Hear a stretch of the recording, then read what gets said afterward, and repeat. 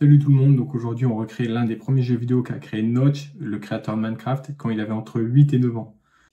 Donc lui il avait codé ça sur Commodore 128 en BASIC. Et s'était inspiré d'un magazine comme Dator Magazine, qui est un magazine suédois de l'époque. Parce que Notch il n'est pas américain mais suédois, donc européen. Mais nous aujourd'hui on va faire ça en C++ parce que l'objectif c'est de réapprendre les bases en fait. Donc tout ce qui est variable, tout ce qui est boucle, tout ce qui est boucle de jeu et entrée utilisateur. Donc là, comme tu peux voir, j'ai déjà créé un projet pour qu'on gagne du temps.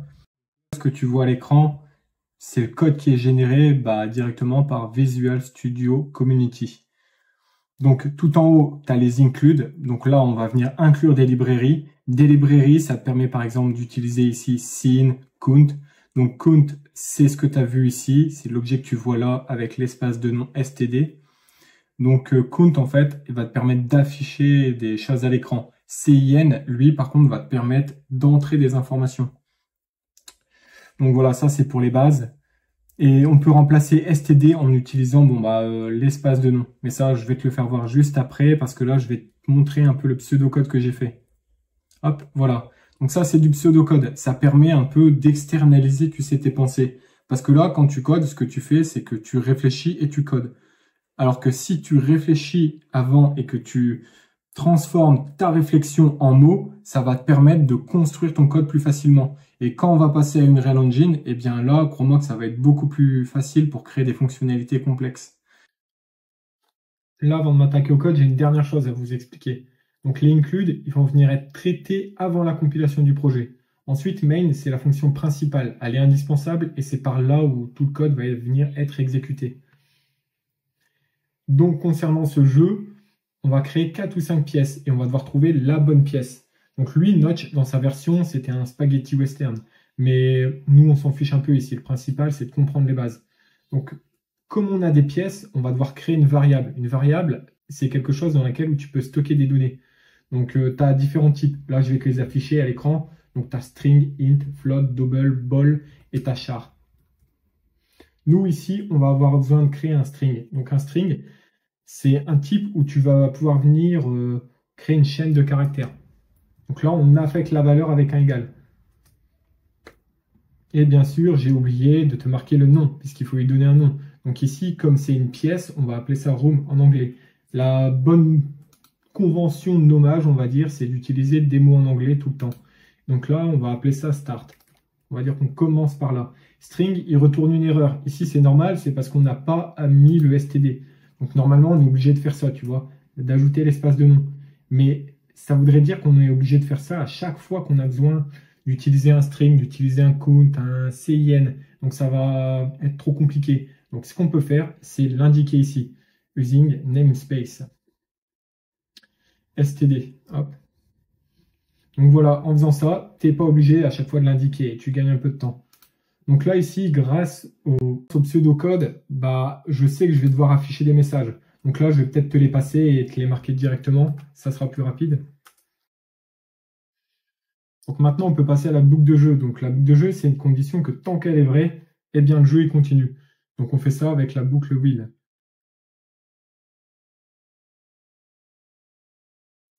Et donc ici, tant que le joueur n'est pas dans la bonne pièce, eh bien le jeu il continue. Donc pour ça, on va être obligé d'entrer, tu vois, une nouvelle variable. Donc de type string qui va être commande. Parce que là, oui, en fait, on va être obligé de prendre en compte les entrées de l'utilisateur pour lui permettre de choisir, ok, tu es dans quelle pièce là actuellement.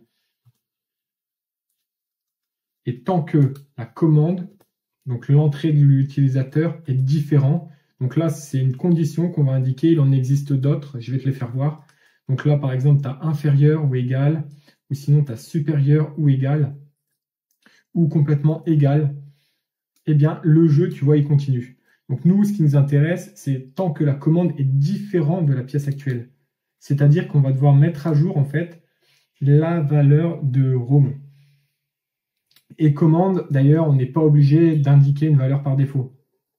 Tu vois, si on n'en a pas besoin, on n'est pas obligé d'affecter une valeur. Mais dans la mémoire, ça sera dans un espace différent. Mais ça, on verra la semaine prochaine ou plus tard.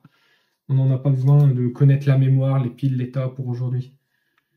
Et donc là, comme tu peux voir, hop, il y a plusieurs conditions qui vont venir s'enchaîner. Donc on va les copier et on va les mettre directement dans la boucle while. Donc ici, on doit afficher différents messages. Donc je vais te faire comme tout à l'heure, je vais te les passer. Ce qui est intéressant ici, c'est que je peux afficher du texte et en même temps, tu vois, je peux afficher ma variable. Donc là, j'affiche directement, tu vois, la variable room. Bon, au départ, c'est un peu compliqué de retenir ça, tu vois. Honnêtement, voilà, tu vas galérer, mais à force, tu vas finir par t'habituer et réussir à l'écrire. Donc, il n'y a rien de plus à dire là-dessus. Hop, on peut continuer. Et là, il va falloir qu'on rentre les entrées utilisateurs. Donc, si tu te rappelles, on utilise SIN. Et là, tu vas peut-être remarquer quelque chose. La flèche, elle change de sens. Donc, c'est-à-dire que les flèches, ils vont de ce sens-là pour dire que, tiens, tu as un message. Et là, pour dire, tiens, tu vas écrire quelque chose. Et donc là, tu as simplement qu'à mettre la variable. Hop.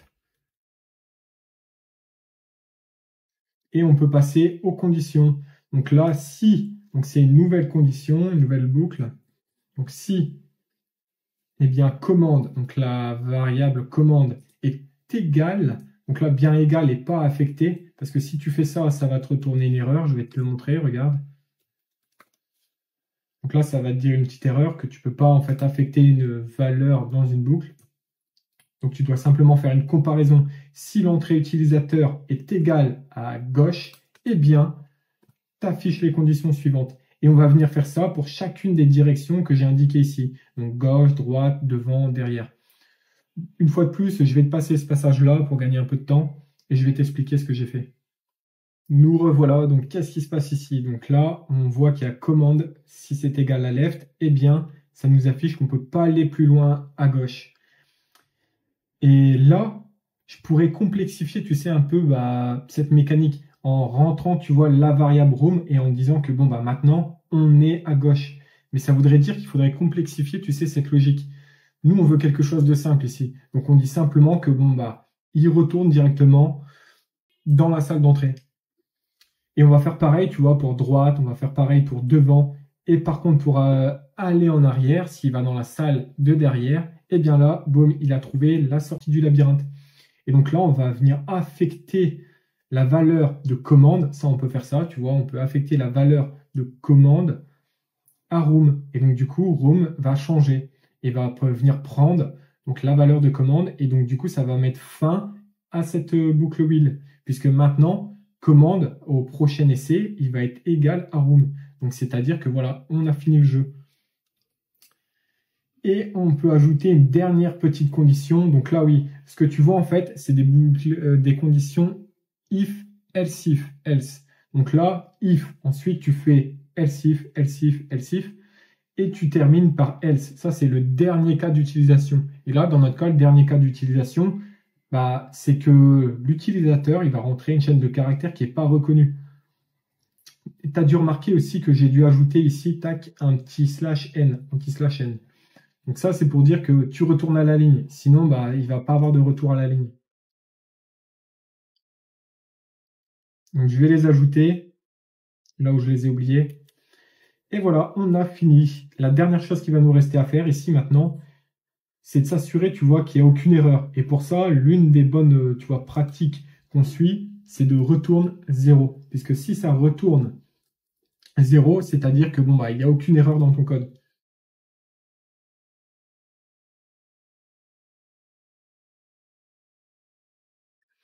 Et voilà, on a fini. Verdict final, est-ce que ça fonctionne? Eh bien, on va découvrir ça ensemble. Donc là, on exécute le code, hop. Si on va à gauche, ok, on ne peut pas aller plus loin. À droite, pareil. Devant, c'est pareil. Je parie, et oui, voilà. Et donc maintenant, qu'est-ce qui se passe si on rentre n'importe quoi? Et là, hop, ça nous dit qu'on a trouvé la sortie. Donc, c'est-à-dire qu'on a fait une erreur quelque part. Donc là, on va aller voir. Et là, si on regarde, on se rend compte qu'en fait, on a simplement fait un mauvais copier-coller. Et ça va t'arriver je ne sais pas combien de fois. Tu vas te rendre compte que tu vas faire des copier-coller et tu vas faire des oublis. Et donc, du coup, tu vas avoir des petits problèmes, des petits bugs. Là, encore un chat, tac, commande is kno.